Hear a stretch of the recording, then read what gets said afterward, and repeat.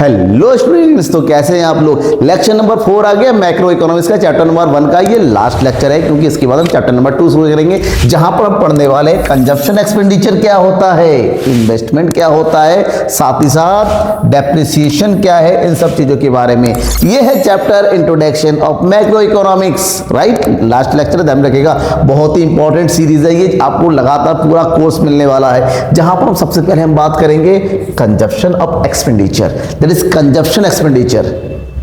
Consumption expenditure क्या होता है? कंजप्शन एक्सपेंडिचर का मतलब होता है कि द एक्सपेंडिचर टू कंज्यूम करने के लिए आप जो एक्सपेंडिचर करेंगे। अब बात यह है कि aggregate consumption expenditure in the economy by the consumers. Economy में जितने भी कंज्यूमर्स होते हैं, सब लोग मिलके जो कंजप्शन करते हैं, उसके ऊपर जो एक्सपेंस करते हैं, दैट इज कंजप्शन एक्सपेंडिचर। यही होता है ना कि सब लोग मिलके जो खर्च, एग्रीगेट का मतलब sum total, it is the sum total of total consumption expenditure by the resident of the economy. अब जब हम बात करेंगे कि कंज्यूमर्स क्या होते हैं, कंज्यूमर कौन होते हैं? कंज्यूमर वो होते हैं जो गुड्स एंड सर्विसेज को अपने जरूरी काम के लिए, अपने नीड्स को पूरा करने के लिए यूज करते हैं। मतलब consumer, who is the consumer? Consumer is the person और इंस्टीट्यूट और a group of people who use और consume the goods and services for their self satisfaction। तो ऐसे में जब कंज्यूमर की बात करते हैं, उसमें होता सबसे पहले कंज्यूमर में हाउस होल्ड सबसे बड़ा कंज्यूमर है। हाउस होल्ड का मतलब जैसे आप और हम लोगों की फैमिली है। फैमिली की अपनी बेसिक नीड्स चाहिए, जैसे कपड़े चाहिए, घर चाहिए, खाना चाहिए, मेडिसिन चाहिए, दूसरे जरूरी इक्विपमेंट्स चाहिए। तो ये सारी चीजों के ऊपर एक हाउस होल्ड खर्च करता है। हाउस होल्ड का मतलब घर, परिवार के लोग, आप, हम, नॉर्मल कंज्यूमर। जब नॉर्मल कंज्यूमर की जब भी बात करेंगे तो हाउस होल्ड से ही रिलेटेड होता है। That means by consumer goods for the satisfaction of, ये जो है कंज्यूमर गुड्स के ऊपर खर्चा करता है, क्योंकि इसी से ही उसकी डेली नीड्स पूरी होती है, right. Second is government. Her country की गवर्नमेंट अपने आप में कंज्यूमर होता है। क्यों होता है? कि गवर्नमेंट को डेवलपमेंट वर्क कराने के लिए, गवर्नमेंट को दूसरे एक्टिविटी कराने के लिए, गवर्नमेंट को अपनी गवर्नेंस चलाने के लिए भी खर्च करने पड़ते हैं। That means by consumer goods for distribution among the residents and other institutions is known as expenditure. Government expenditure जिसको बोलेंगे। Other hand non profit private institutions, कुछ ऐसे प्राइवेट इंस्टीट्यूशंस है जो नॉन प्रॉफिट ऑर्गेनाइजेशन की टाइप के काम होते हैं। ये लोग भी कंज्यूमर गुड्स को परचेस करते हैं ताकि एज ए चैरिटी लोगों में बांट सके। इस तरीके से इन तीनों, house hold, government and not profit private institution की तीनों के कंजप्शन को अगर ऐड कर देते हैं तो बनता है consumption expenditure. That is sum total of expenditure bye house hold plus expenditure by government plus expenditure bye non profit private institutions, right. समझ में आ गया? ये हो गया कंजप्शन एक्सपेंडिचर। छोटा टॉपिक है, छोटा ही आता, कभी कभी आता है, लेकिन इंपॉर्टेंट है, आपके लिए जरूरी है, इसलिए बता दिया।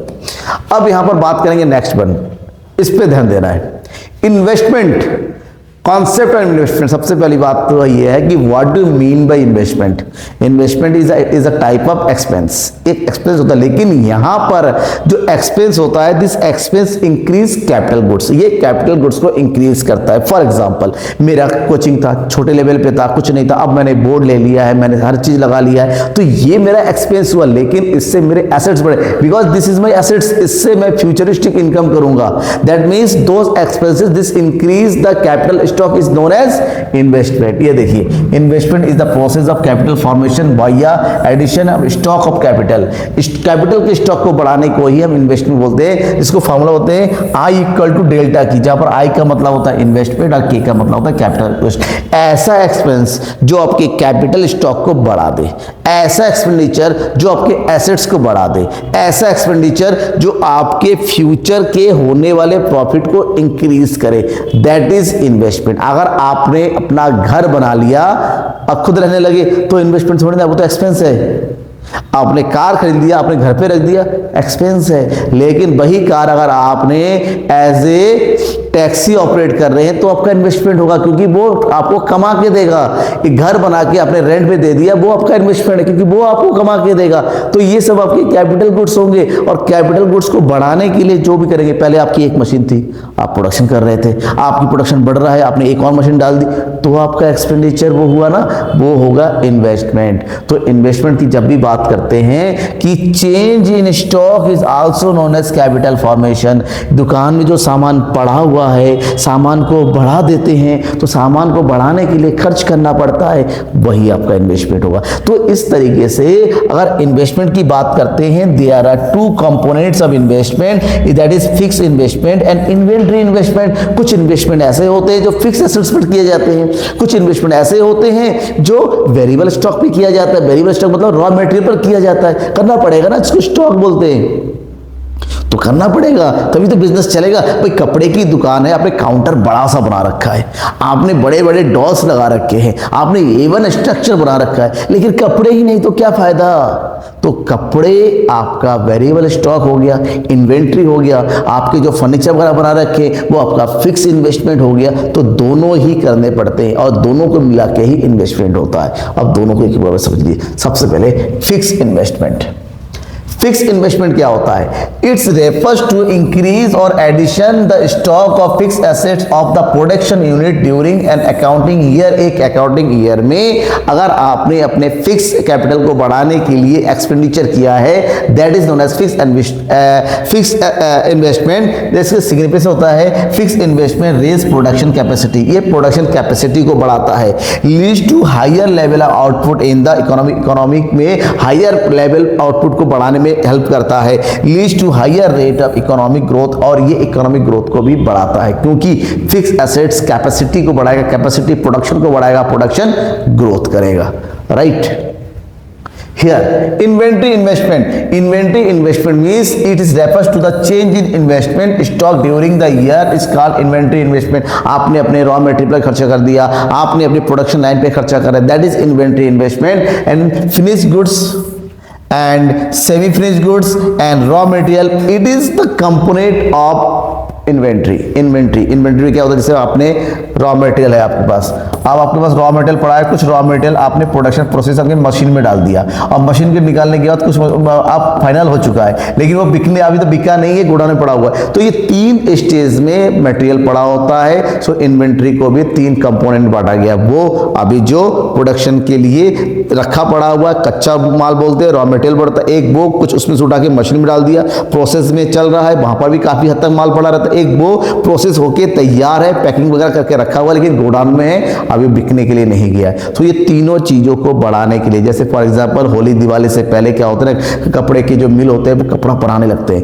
रॉ मटेरियल भर जाता है, बना बना के पैक करके छोड़ देते हैं, तो वो छोड़ दिया है, अभी तक बिका नहीं है, तो उस सब के ऊपर पैसा तो लगा होगा ना। तो this is type of investment.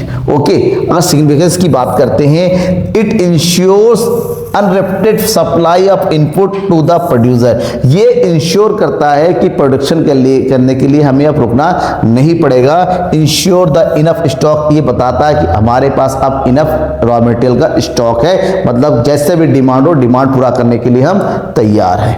Right. अगर हम बात करते हैं इन्वेस्टमेंट की, इन्वेस्टमेंट के टाइप्स की, there are 2 types of investment. First is known as gross investment, second is known as net investment. Then gross investment is the gross value. Gross investment का मतलब होता है जब हम किसी भी चीज की ग्रॉस टोटल वैल्यू के ऊपर पैसा खर्च करते हैं। जैसे घर देखने गए, घर भाई कितने का है, उससे बोल दिया 5 लाख का है, तो 5 लाख ठीक है, तो अपने से घर को देखा, ग्रॉस वैल्यू लगाया, वो अपने से पैसा लगा दिया, ग्रॉस इन्वेस्टमेंट हो गया।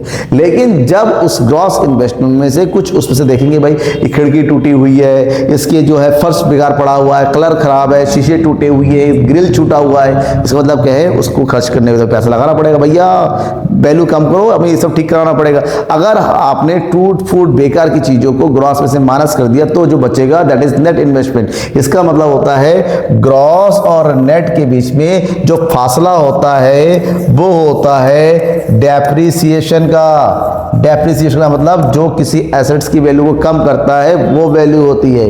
राइट। यहां पर हम बात करेंगे ग्रॉस इन्वेस्टमेंट की।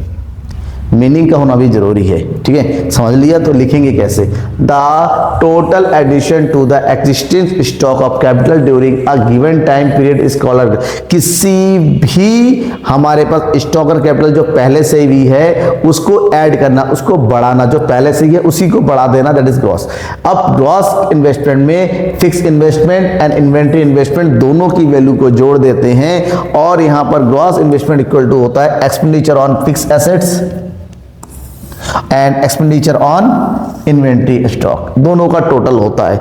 और यूं कहें कि ग्रॉस इन्वेस्टमेंट में को अगर नेट इन्वेस्टमेंट कैलकुलेट किया जाए तो नेट इन्वेस्टमेंट डेप्रिसिएशन को ऐड कर देंगे तो ग्रॉस इन्वेस्टमेंट हमें मिल जाता है। वहीं पर इसके दूसरा होता है that is net investment. Gross investment में से जब डेप्रिसिएशन की वैल्यू को घटा दिया जाता है, जो टूटा फूटा है, मान लो 5 लाख की वैल्यू का घर है, 5 लाख में हमने देखा कि इसमें से भाई 20,000 का जो तो रिपेयर है, बेकार पड़ा हुआ है, तो नेट वैल्यू कितना होगा 4,80,000। दिस 4,80,000 इज नेट इन्वेस्टमेंट, इसी के ऊपर आप पैसा खर्च कर रहे हैं, ठीक है। अब डेप्रिसिएशन क्या होता है, डेप्रिसिएशन क्या होता है, अगर हमने पढ़ तो लिया कि किसी भी चीज की वैल्यू को कम कर, तो depreciation word use term use होता है फिक्स एसेट्स के लिए। Whenever the value of capital items decrease, that decrease value is known as depreciation. For example देते हैं, आप एक कार खरीदने गए हैं, आप कार खरीदने लेके आए 10 लाख रुपए में, कार को आपने 1 साल तक यूज किया, कितने साल तक यूज किया, 1 साल तक। आप कह रहे हैं भैया कार को तो सेल करनी है, तो सही है, आप कार को सेल करेंगे तो ये 10 लाख की कार है, 1 साल सेल करेंगे तो इसका रेट लगेगा 8 लाख। कार में कोई खराबी नहीं है, कार की जिल वगैरह सब कुछ अपने आप में सही है, कुछ खराबी नहीं है। आपको कार को क्या करना है, आपको कार को बेचना है, तो 8 लाख, तो इसकी खड़े खड़े कार की वैल्यू 2 लाख कम हो गई, तो 2 लाख की वैल्यू जो कम हुई ना, दैट इज डेप्रिसिएशन। हर एक प्रोडक्ट लैंड और इन्वेस्टमेंट को छोड़ के टाइम के अकॉर्डिंग, कंजप्शन के अकॉर्डिंग, मार्केट वैल्यू के अकॉर्डिंग उसकी वैल्यू कम होती रहती है, तो वैल्यू का कम होना ही क्या होता है, डेप्रिसिएशन होता है।